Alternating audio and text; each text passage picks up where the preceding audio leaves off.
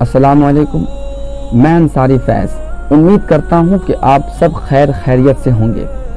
Jamia Millia Islamia new Delhi کے assistant professor doctor خالد مبشر صاحب نے صوبہ بہار کے اردو اساتذہوں کو اور اردو سے الفت و محبت رکھنے والے تمام ایسے لوگوں کو خبردار کیا اور کہا کہ اگر اب بھی نہ جاگے تو پھر کبھی اردو کا سویرا نہیں ہوگا۔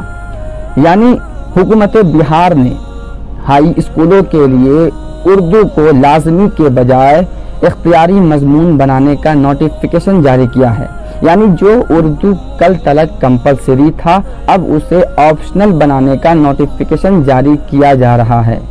اس نوٹیفیکیشن کے تحت اب الگ سے اردو اساتذہ کی بحالی نہیں ہوگی بلکہ سنسکرت، بنگلہ یا اردو میں سے کسی ایک مضمون کے لیے اردو اساتذہ کا تقرر ہوگا۔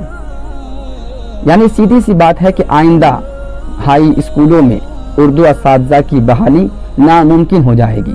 بڑے افسوس کی بات ہے اور بڑے تکلیف کی بھی بات ہے کہ ہم اس چیز کا ذمہ دار کس قوم کو ٹھہرائیں۔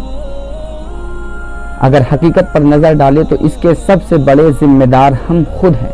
ہم نے اپنی زبان کو ویسی اہمیت نہیں دی جیسی ہمیں دینی چاہیے تھی یا جیسی ہمارے بزرگوں نے دے رکھی تھی۔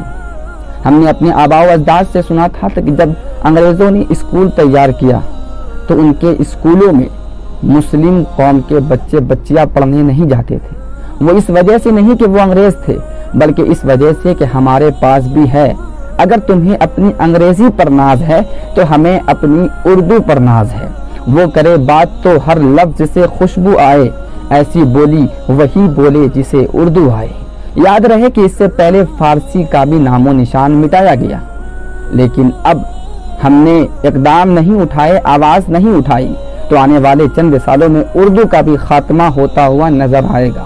یہ بہار میں اردو کے خلاف اب تک کی سب سے بڑی سازش ہے۔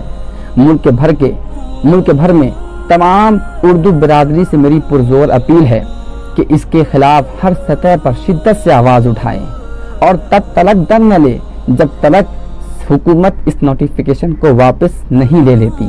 وہ کہتے ہیں کہ تختہ دار پہ چڑھ کر ہم اپنی موت کو گلے لگائیں گے، ہم اپنی جان پر کھیل کر زبان اردو کو بچائیں گے۔ مجھے اردو سے محبت ہے، مجھے اردو سے الفت ہے اور الحمدللہ میری ابتدائی تعلیم بھی اردو سے ہوئی ہے۔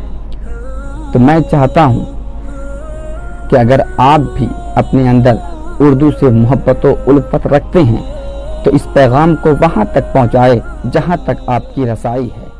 السلام علیکم۔